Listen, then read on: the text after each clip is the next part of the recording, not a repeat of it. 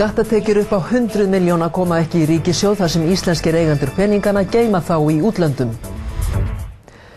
Íslenska ríkið verður af 100 milljóna króna í skatttekjur þar sem íslenskir fjárfestar flytja fé sitt úr landi.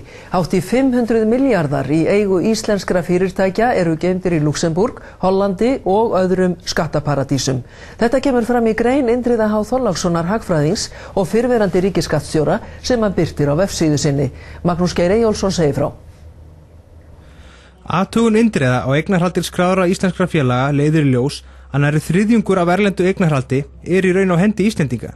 Þetta þýðir að íslenska ríkið verður af umtalsverðum skatttekjum af starfsemi þessara fyrirtækja þar sem verulegur hluti af hagnaði þeirra rennur úr landi. Þetta eru meðal annars stærstu fjármálafyrirtæki landsins en stærstu hluthafarnir í Kaupþingi, Glitni, Landsbankanum, Straumi og Exista eru skráð í Luxemborg eða Hollandi. Indriði segir að það hljótið að teljast óviðunandi frá jafnræði sjónarmiði og skaðlegt öllu skattasiðferði að þeir sem hafi til þess vilja og aðstöðu geti sniðgengið íslenska hagsmuni svo freklega sem því sýnist. Indriði gerir jafnframt lítið úr hótunum þeirra fyrirtækja sem hóta hafa flytja starfsemi sín úr landi ef ekki verið farið að vilja þeirra. Vissulega væri skaðað því að velstæð og vel rekin fyrirtæki hætti störfum hér á landi en það verður langt frá því að vera héraðsbrestur.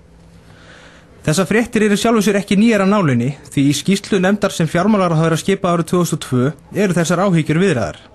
Nefndin lagði til að gerðar yrðu ýmsar breytingar á lögum sem meðal annars áttu að beinast að því að koma í veg fyrir að skattalög verið sniðgengin með því að íslenskir skattaaðilar nýti sér skattaparadísir og ýmiss konar lágskattasvæði til að koma undan tekjum sem eiga að sæta skattlagningu hér á landi. Það virðist því vera að íslensk stjórnvöld hafi ekki náð að koma í veg fyrir slíka tilfæringar.